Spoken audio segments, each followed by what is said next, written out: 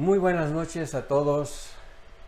Nos da un gran gusto verlos de nuevo aquí en este día jueves para pues presentarles el tema de este día, que es sobre la relación que existe entre la apologética, que es defensa de fe, el ecumenismo y la cuestión de la división de los cristianos.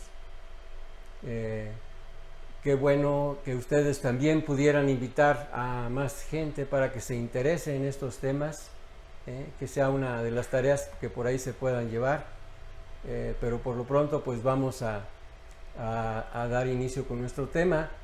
Les presento a David Padilla, compañero que participa en esta comisión EDIRA, en la dimensión de apologética, y que ahora nos acompaña ayudándonos con estos temas.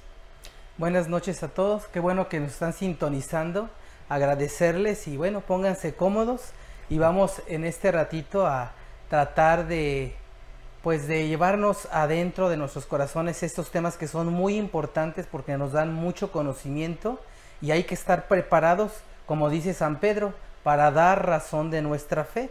Vamos a iniciar todos en el nombre del Padre, del Hijo y del Espíritu Santo. Amén. Amén. Señor, te damos gracias porque nos das la oportunidad de estar reunidos por medio de estos sistemas, por medio del Internet, Señor. Te damos gracias. Encomendamos a cada una de las familias que en este momento nos están escuchando, Señor. Derrama tu Espíritu sobre cada uno de ellos para que puedan llevarse lo mejor de estos temas, Señor. Y a nosotros, derrama tu Espíritu Santo también, Señor, para poder hablar de tu Evangelio, Señor. Todo eso te lo pedimos con la oración que tú nos enseñaste. Padre nuestro que estás en el cielo, santificado sea tu nombre. Venga a nosotros tu reino. Hágase tu voluntad en la tierra como en el cielo. Danos hoy nuestro pan de cada día. Perdona nuestras ofensas como también nosotros perdonamos a los que nos ofenden. No nos dejes caer en la tentación y líbranos del mal. Amén. Bueno, pues comenzamos con este tema. Ojalá que lo disfruten. Adelante. Hagamos un breve repaso de lo visto hasta ayer. El primer día vimos qué es el ecumenismo, el problema de la división en la Iglesia, sus causas y consecuencias. El martes, el padre Juan Carlos Rivera centró su plática en el primer capítulo del Directorio para la aplicación de los principios y normas sobre el ecumenismo, capítulo en el cual se explica cómo se ve a sí misma la Iglesia en el plan de Dios para la salvación de los hombres y cuál es el plan de Dios en relación a la unidad de la Iglesia. Dado que los cristianos estamos divididos, la Iglesia Católica reconoce la gran necesidad de recuperar la unidad de los cristianos, tarea que considera importantísima e irrenunciable, por lo que dispone a través del decreto conciliar Unitatis Redintegratio las bases para guiar el trabajo ecuménico en la Iglesia Católica. El día de ayer vimos cómo está organizada la actividad ecuménica en la Iglesia Católica. Ahora vamos a ver la relación estrecha que existe entre la defensa de la fe apologética, el ecumenismo y la división de los cristianos. Pues vamos a darle la palabra a David para que nos acompañe con este tema. Gracias, Jaime. Sí, bueno, pues comenzamos. ¿Qué relación? Hay una relación estrecha que existe entre la apologética y el ecumenismo y también la división de los cristianos. Vamos a checar esta relación estrecha que existe entre estos tres. La apologética y el ecumenismo son dos dimensiones de la Iglesia que son complementarias. La Iglesia en la tarea de reunificar, o sea, de unir a los cristianos, la apologética y el ecumenismo son dos herramientas muy importantes y excelentes para lograr esta unión que deseamos.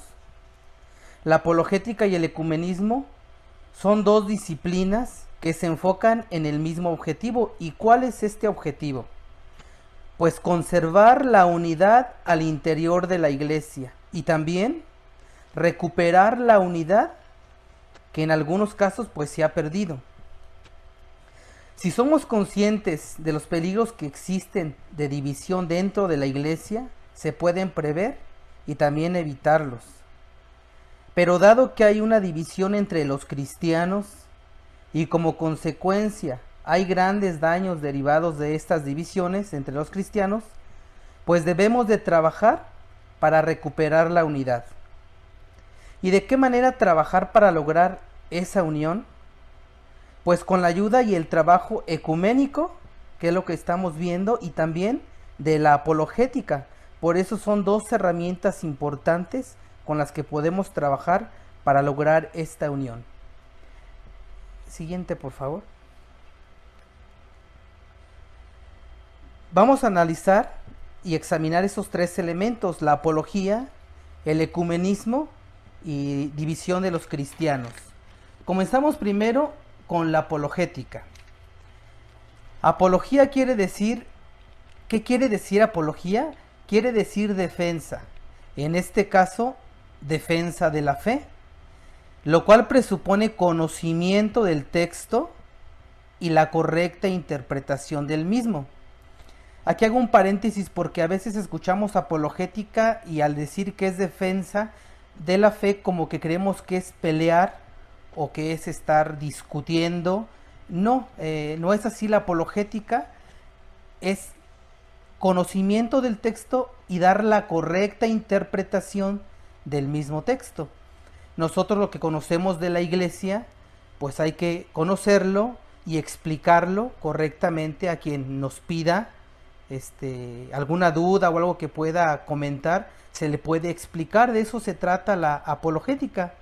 Dicho de otra forma, la apologética es disciplina que expone las pruebas y fundamentos de la verdad de la iglesia católica. En la cita primera de Pedro 3:15 encontramos elementos de esta definición.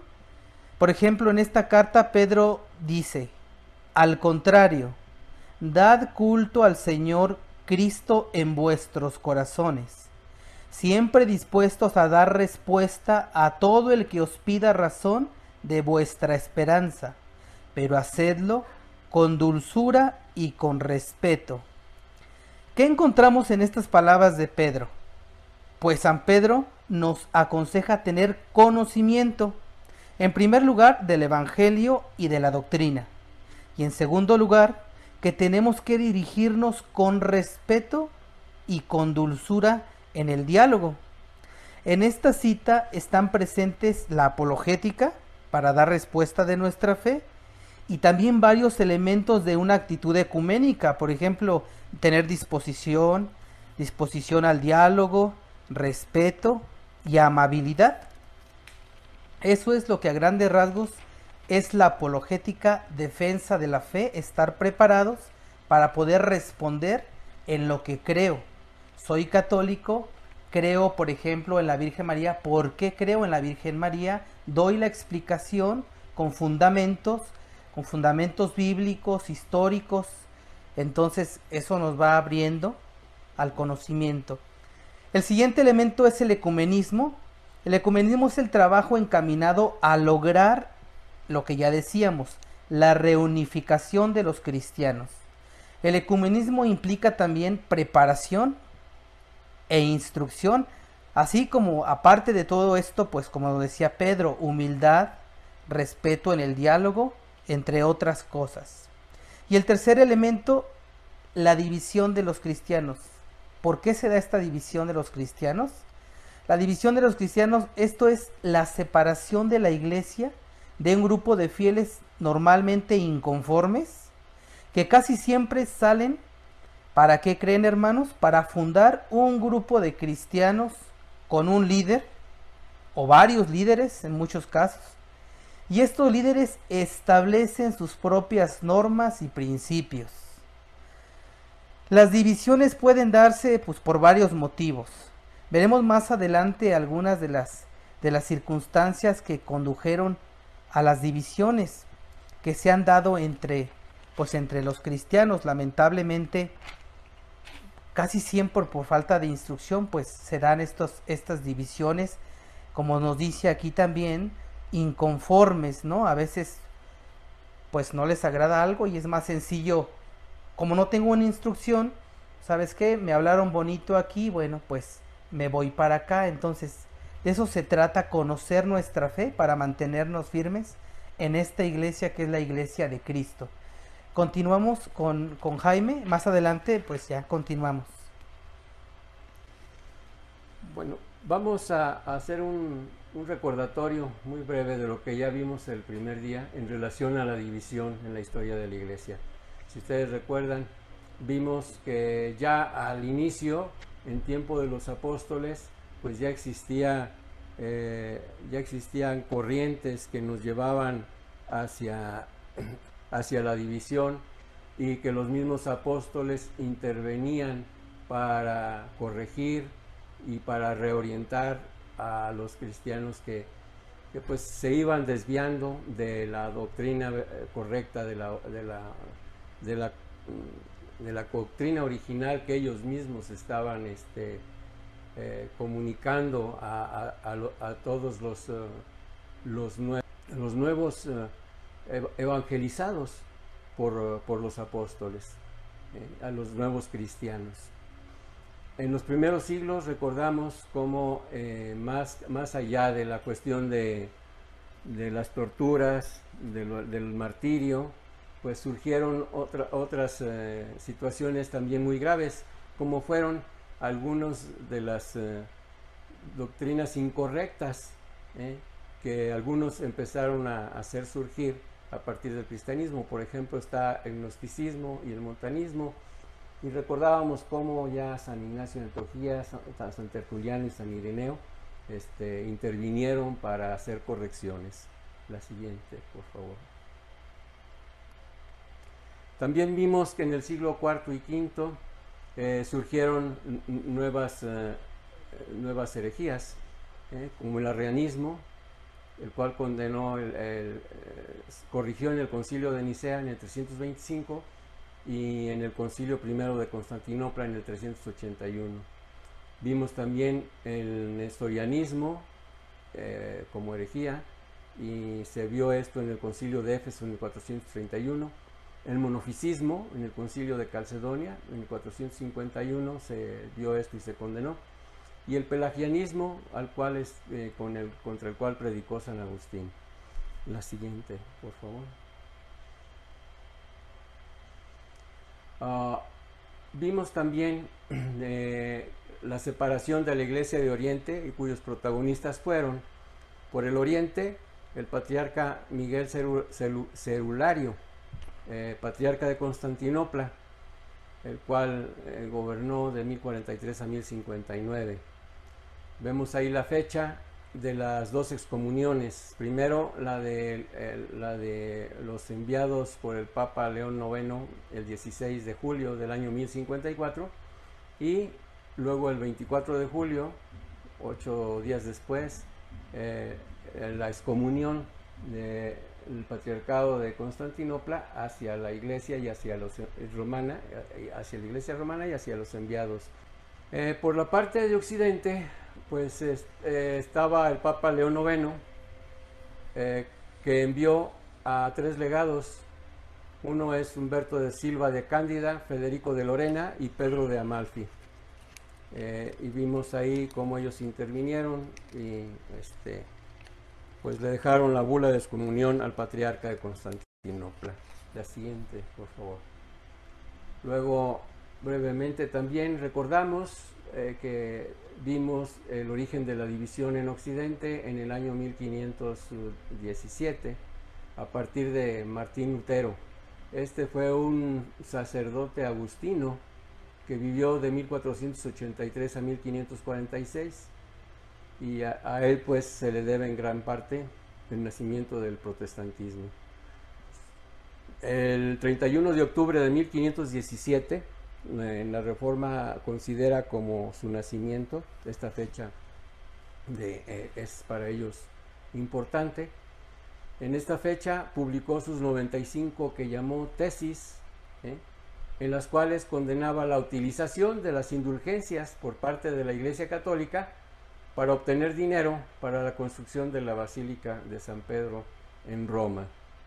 Luego, regresemos nuevamente un poquito en el tiempo para hacer una revisión de la historia de la Iglesia con la finalidad de confirmar que desde la era apostólica aparecen textos en los que se advierte a los creyentes del peligro de que quienes mal interpretan la doctrina o que invitan a actuar de diferente forma a las instrucciones de los apóstoles. Hay varios ejemplos. Por ejemplo, en 1 Corintios 1, versículos 10 al 13, podemos leer lo que dice San Pablo. Hermanos, en el nombre de nuestro Señor Jesucristo, yo los exhorto a que se pongan de acuerdo, que no haya divisiones entre ustedes y vivan en perfecta armonía, teniendo la misma manera de pensar y de sentir. Porque los de la familia de Cloé me han contado que hay discordias entre ustedes. Me refiero a que cada uno afirma: yo soy de Pablo, yo de Apolo, yo de Cefas, yo de Cristo. ¿Acaso Cristo está dividido? ¿O es que Pablo fue crucificado por ustedes? ¿O será que ustedes fueron bautizados en el nombre de Apolo? Aquí se ve pues claramente cómo San Pablo los reprende y los llama a evitar este tipo de situaciones que los alejan de lo que él les ha enseñado. Por ejemplo, en Romanos capítulo 16, versículo 17, San Pablo dice: les ruego, hermanos, que se cuiden de los que provocan disensiones y escándalos, contrariamente a la enseñanza que ustedes han recibido. Eviten su trato.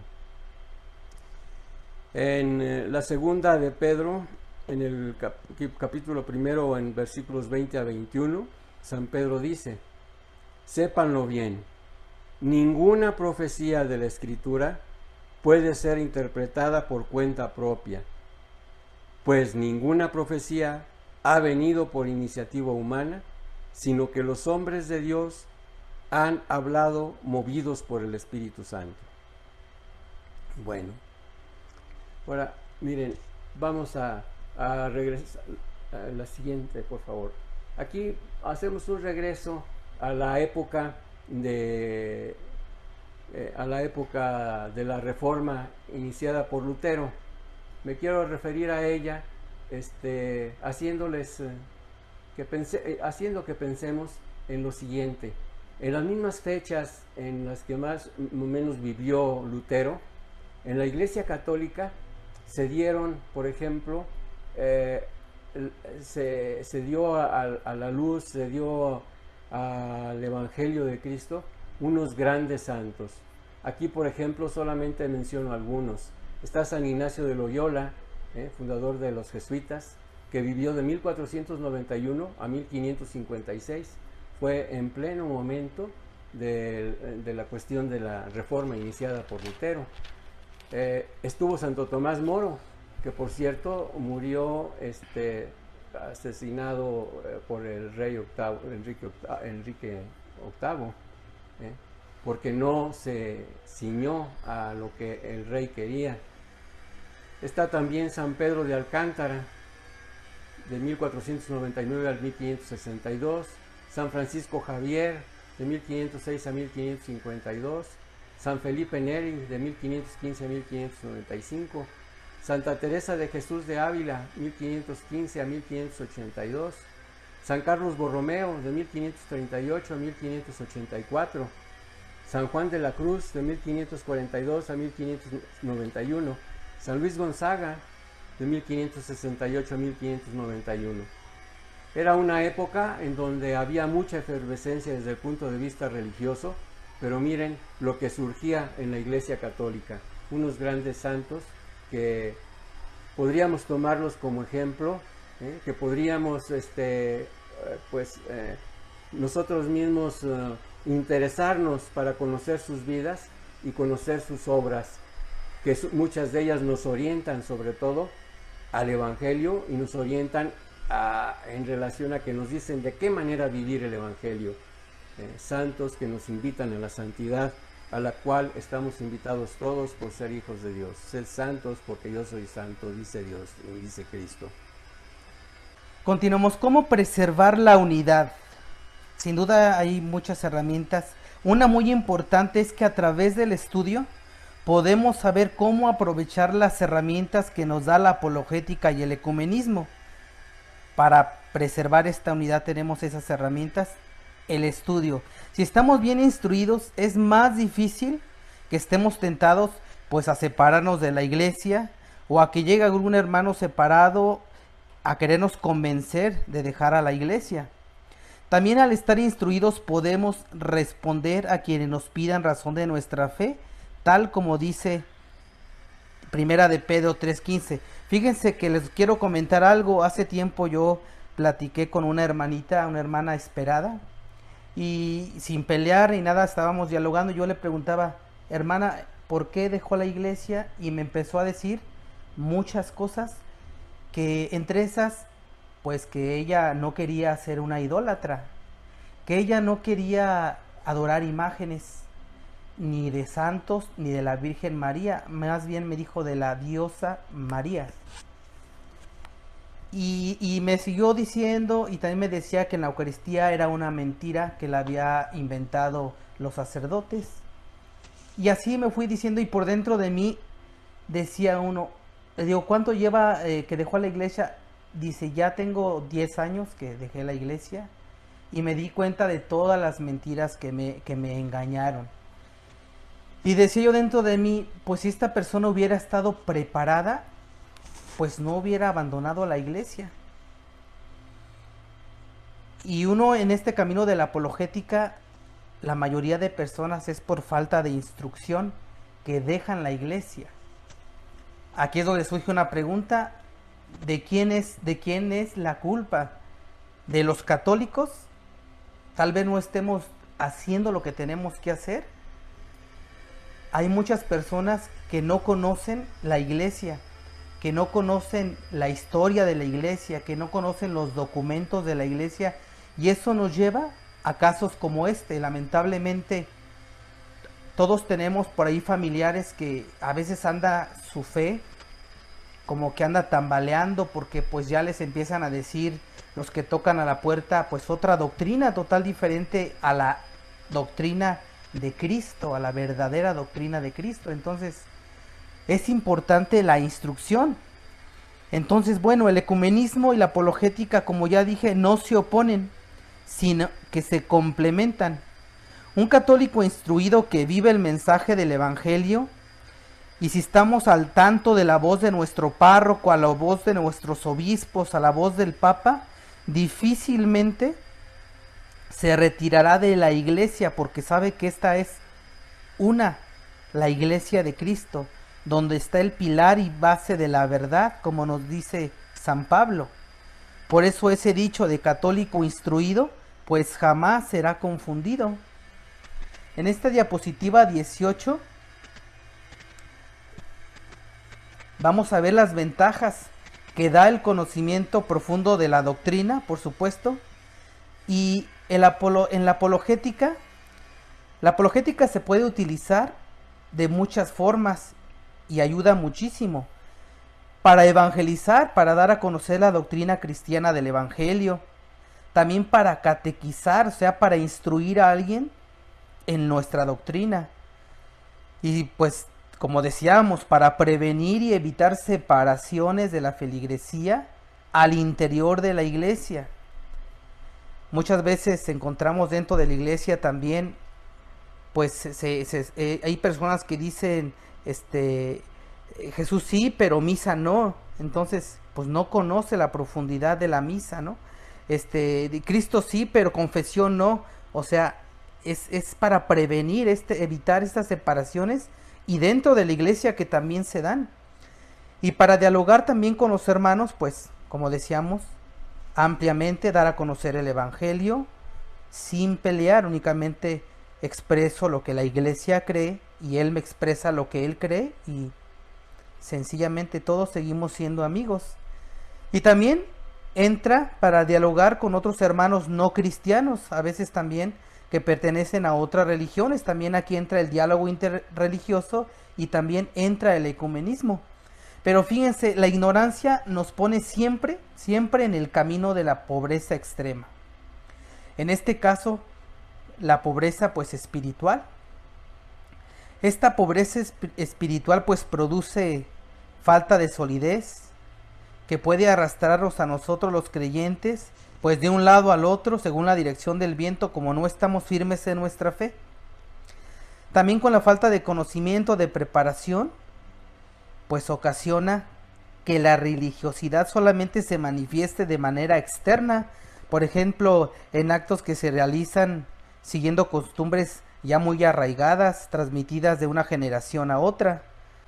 Entonces, si estamos preparados ante la pregunta de por qué hacemos lo que hacemos, seguramente la respuesta no será solamente, pues, lo hago porque lo hacían mis papás, o lo hago porque lo hacían mis abuelos. Muchas veces surgen estas preguntas, sobre todo de algunos hermanos separados: oye, ¿por qué cargan en hombros a las imágenes?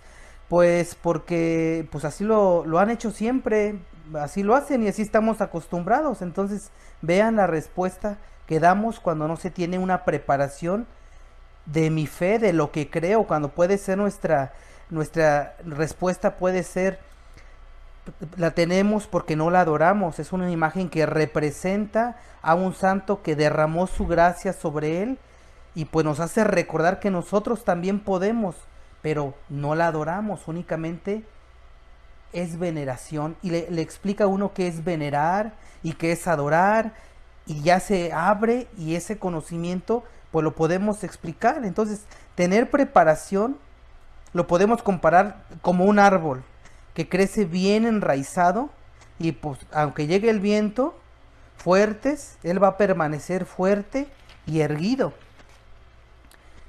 En esta diapositiva 19 vamos a ver las ventajas que da también el conocimiento en el ecumenismo, pues nos proporciona la posibilidad de participar en la comisión de diálogo con los hermanos separados, como ya decíamos también. Da la certeza de participar en el trabajo ecuménico, aunque no se tenga la instrucción a veces necesaria para el ecumenismo, pues lo podemos hacer también, ese ecumenismo espiritual. ¿Y de qué forma? Oración, conversión y algo muy importante, el testimonio de vida. A través del ecumenismo espiritual, todos los católicos, todos debemos participar de la búsqueda de la reunificación de los cristianos. Así lo señalan los principales documentos sobre el ecumenismo. Vemos cómo es importante la preparación en la apologética y en el ecumenismo, y colaboramos para esta unión de los cristianos. En esta diapositiva 20 vamos a nombrar algunos documentos de la Iglesia que la Iglesia nos recomienda para estudiar y para poder participar de este trabajo ecuménico y para hacer apologética. En el ecumenismo, por ejemplo, nos recomienda, ya lo hemos escuchado con Jaime, Unitatis Redintegratio, es un decreto del Concilio Vaticano II, que quiere decir recuperación de la unidad. Esos documentos son importantes con tiempo leerlos para irnos empapando de todo este conocimiento que nos va a hacer falta, ¿no? El Directorio para la aplicación de los principios y normas sobre el ecumenismo también es un documento importante. Ut Unum Sint es una encíclica de Juan Pablo II y se traduce como para que todos sean uno. También Vademecum Ecuménico es un documento preparado también. El obispo y la unidad de los cristianos. Hay otros textos que se pueden consultar también en el portal de internet del Pontificio Consejo para la Promoción de la Unidad de los Cristianos. Como vemos, eso es por nombrar algunos. Hay mucha información para poder trabajar también nosotros en esa unión en el ecumenismo. Y en la apologética también tenemos que estudiar la Biblia, por ejemplo. Muchas veces no sabemos ni una cita. O sea, cuando uno está con alguna persona que dice, oye, pero yo tengo una duda, ¿dónde dice esto? ¿Dónde dice el otro? Pues tenemos que conocer la Biblia. Y bueno, todos los bautizados, ¿no? Sobre todo si estamos dando un servicio en la iglesia, pues normalmente se acercan las personas a nosotros, oye, tengo una duda, ¿dónde dice el rosario en la Biblia? Oye, ¿dónde dice, me dijeron que María tiene más hijos, ¿es verdad? Y la Biblia pues es algo muy importante que tenemos que conocer como católicos. También la teología, por supuesto, la historia de la iglesia, vea todo esto lo que tenemos para estudiar, el catecismo de la iglesia, que ahí está nuestra doctrina. Decía un sacerdote, el católico debe de traer su Biblia y debe de traer también el catecismo de la iglesia, porque esas son dos fuentes muy importantes de donde sale toda la doctrina de la iglesia católica. Y también conocer la tradición que a través de los tiempos ha tenido la iglesia. Y bueno, puesto que el ecumenismo y la apologética se complementan, por tanto la necesidad de que el apologeta estudie al mismo tiempo las asignaturas del ecumenismo es una demanda que se vuelve indispensable y viceversa. Es decir, la actividad ecuménica completa y perfecciona la actividad apologética y viceversa. En esta diapositiva 21 voy a nombrar un poquito nada más sobre el proselitismo. El proselitismo es un reto para los cristianos de otras denominaciones y también para los católicos. El proselitismo es una actividad que se realiza para conseguir adeptos. Es un problema que se presenta como un reto sobre todo para la iglesia católica y también la iglesia ortodoxa y también las iglesias históricas protestantes. Es una actividad que se ve mucho, sobre todo la realizan las sectas. A los católicos se nos presenta como una oportunidad también de hacer este trabajo catequético al interior de las comunidades católicas. Y bueno, ¿para qué catequizar? Pues para evitar la pérdida de los fieles, para evitar esas divisiones. Para católicos y para cristianos de otras denominaciones se nos presenta este reto de predicar lamentablemente a un Cristo dividido. Pues entre aquellos que no conocen a Cristo, pues muchas veces dicen, oye, pero ustedes están divididos. Entonces es un reto para nosotros, por eso estamos buscando esta unidad y se trabaja para esta unidad. Se llega al punto también en el cual no hay avance sino retroceso. Lamentablemente el mensaje de Cristo se presenta pues destrozado. Y esto pues es contradictorio a quien lo escuchan. Cristo habla de una unidad, funda una iglesia y esto lo contradecimos con tanta división entre nosotros. Ya decía Jaime algunas estadísticas de cuántas divisiones entre cristianos hay. Entonces el ecumenismo y la apologética están unidas y son dos dimensiones que la iglesia tiene para lograr esa unidad. Esa unidad que Cristo quiere, nos dice Juan 17:20, para que todos sean uno, como tú, oh Padre, en mí, yo en ti, que también ellos sean uno en nosotros, para que el mundo crea que tú me enviaste. Como podemos darnos cuenta, el querer de Dios es que estemos unidos. Juan 10:16 dice, también tengo otras ovejas que no son de este redil, aquellas también debo traer, oirán mi voz y habrá un solo rebaño y un solo pastor. Esa es la idea del ecumenismo, queridos hermanos, y de la apologética. Unirnos, trabajar juntos para lograr esta unión que Cristo quiere, esta unión que Cristo desea. Entonces, con oración, con preparación, podemos lograrlo. Yo creo que hay que poner nuestro granito de arena para lograr que algún día todos seamos uno como lo quiere nuestro Señor Jesucristo. Continuamos, Jaime. Bueno, pues como ven ustedes, lo que nos acaba de comentar David, pues es un problema fuerte la cuestión de la falta de preparación, la cuestión sectaria, que lo sufren igual católicos, protestantes y ortodoxos, y aún entre las mismas sectas. Si nos vamos nuevamente al siglo XIX y analizamos cómo ya los mismos protestantes veían estas dificultades, nos vamos a percatar de cómo ha ido surgiendo la necesidad de unidad, aunque entre los protestantes pues con diferente enfoque, pero del que actualmente se tiene entre protestantes y católicos. Pero vamos viendo de qué manera se hacían esos intentos de unidad entre los mismos protestantes. Por ejemplo, surgió la Comunión Mundial de Iglesias Reformadas. Esto tiene su origen en el siglo XVI.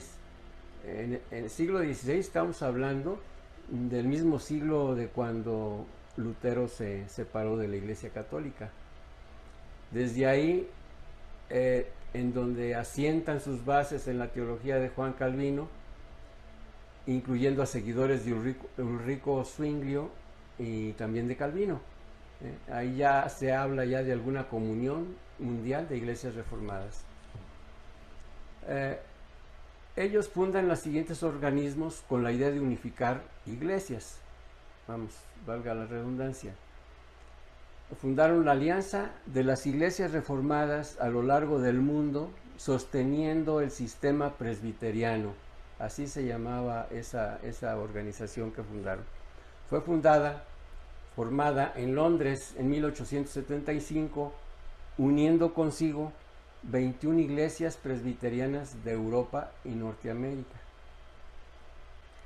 Más adelante, en 1970, surgió en Nairobi la Alianza Reformada Mundial, constituida por la unión de las dos organizaciones anteriores.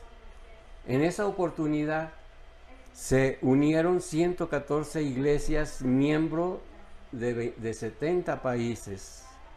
Otra organización distinta a la anterior, el Consejo Ecuménico Reformado, llegó a abarcar 41 iglesias con 12 millones de miembros en 26 países, la mayoría de África y Asia. Reunía iglesias que no tenían otros vínculos ecuménicos internacionales y estaban comprometidas con el apoyo mutuo en una unidad confesional reformada. Las dos anteriores, la ARM y el SER, se unieron, originando el organismo que actualmente se llama Comunión Mundial de Iglesias Reformadas. Esta unión se realizó en el 2010 en Grand Rapids, Michigan, Estados Unidos, y la forman 229 denominaciones provenientes de 108 países, reuniendo 80 millones de personas. Como ven, el esfuerzo que hacen por conseguir la reunificación es a través de reunir grupos afines. Lo que vimos en esta rama del protestantismo se observa también en otros grupos. La siguiente, por favor.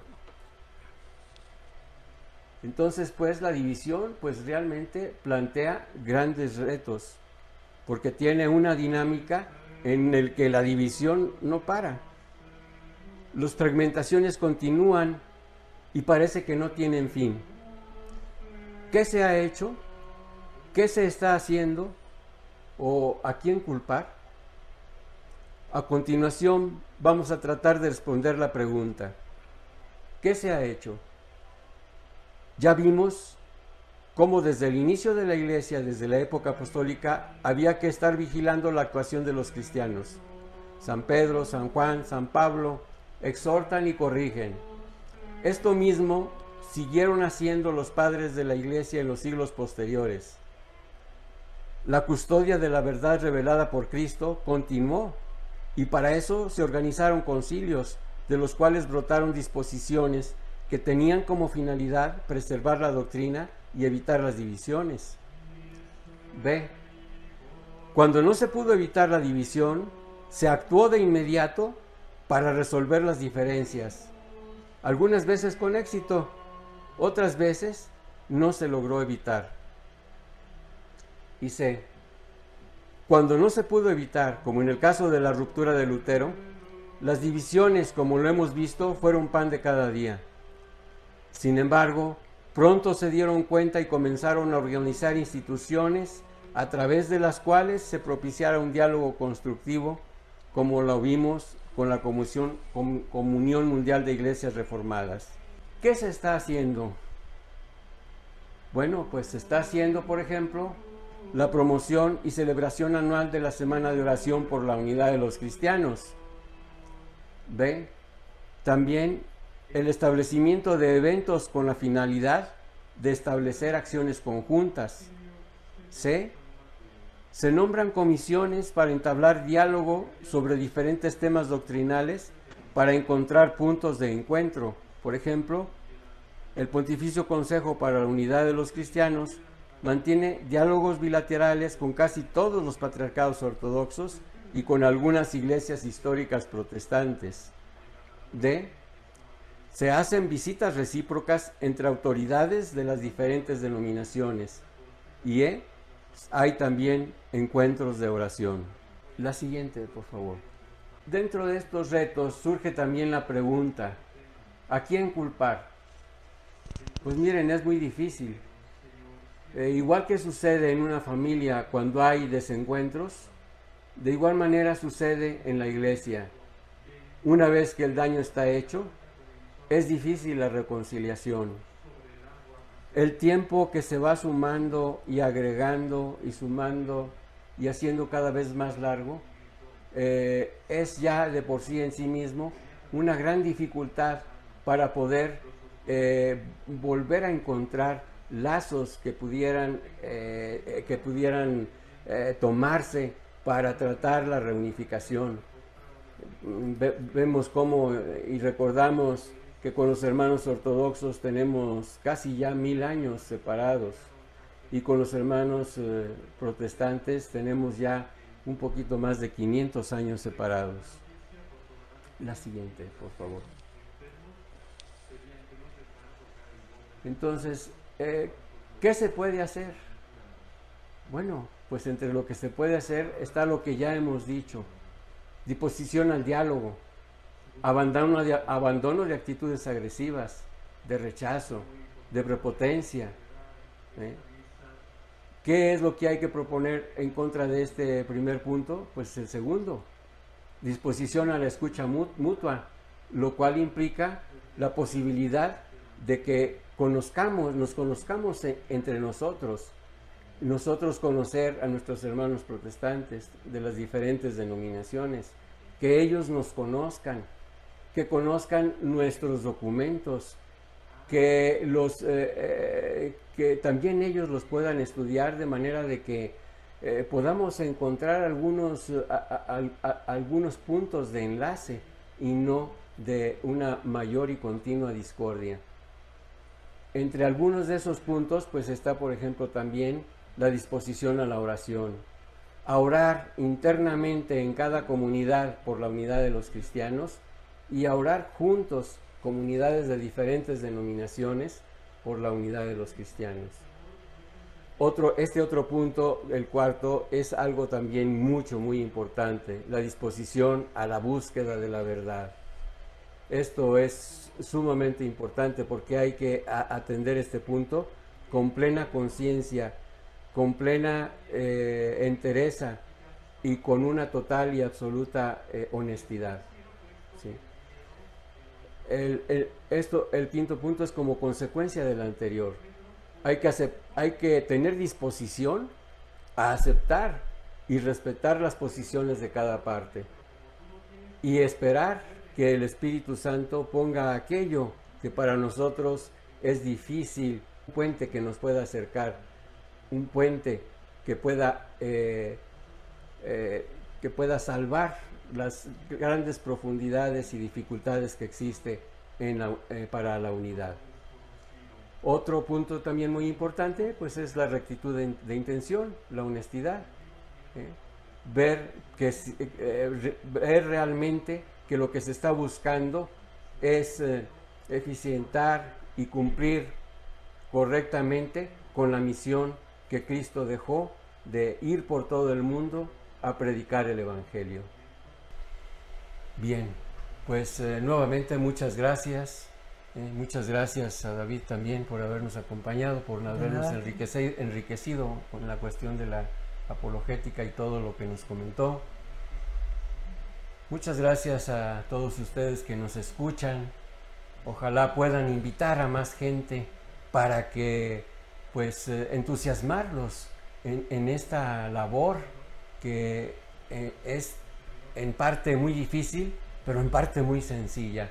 La parte difícil es aquella en la que se ve la necesidad de estar preparados.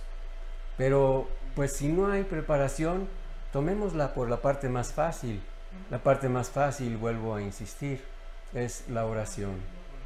Acostumbrarnos a orar por la unidad de los cristianos. Acostumbrarnos pensando que esto es indispensable, que es algo que la misión pide, y que la misión ahora está más dificultada que nunca para poderla cumplir la Iglesia, no solamente la Iglesia católica, sino también cualquier comunidad cristiana que se precie de serlo. Entonces, pues muchas gracias y pues le pedimos a David que nos ayude con la oración final. Gracias. Les agradecemos que se hayan conectado con nosotros y pues seguirlos invitando a que continúen en estas preparaciones que la parroquia nos ofrece. Y si alguien quiere también ser parte de esta comisión de EDIRAC, pues adelante, y el querer es poder. Necesitamos también de ustedes que nos ayuden para poder llevar cada vez a más personas al reino de Dios. Nos encomendamos a Dios en esta noche, en el nombre del Padre, del Hijo, del Espíritu Santo. Amén. Señor, te damos gracias en esta bendita noche que nos das la oportunidad de haber escuchado este tema. Te pido por cada uno de las familias que nos escuchan en sus hogares. Te pido por cada uno de ellos. También por todos los que trabajan en esta parroquia y que hacen que se lleve a cabo esas transmisiones. Te pido que derrames tu Espíritu Santo en esta noche en el que ya vamos a descansar, Señor. Que por dentro, Señor, esas palabras que escuchamos resuenen en nuestro interior durante esta noche, Señor. Y también te pido para que derrames tu espíritu de fortaleza sobre las personas que tienen ganas de participar en alguna comisión y que por algo se detienen. Te pido también por ellos para que den ese paso importante, que es al fin lo que tú quieres, ir por todo el mundo y que prediquen el Evangelio. Te damos gracias, Señor, con esa oración tan especial, esa oración que tú nos dijiste. Cuando oren, oren así. Padre nuestro que estás en el cielo, santificado sea tu nombre. Venga a nosotros tu reino, hágase tu voluntad en la tierra como en el cielo. Danos hoy nuestro pan de cada día. Perdona nuestras ofensas, como también nosotros perdonamos a los que nos ofenden. No nos dejes caer en la tentación y líbranos del mal. Amén. Ave María Purísima, sin pecado original. En el nombre del Padre, del Hijo, del Espíritu Santo. Amén. Amén. Buen descanso y hasta la próxima. Muchas Buenas gracias. noches. Buenas noches.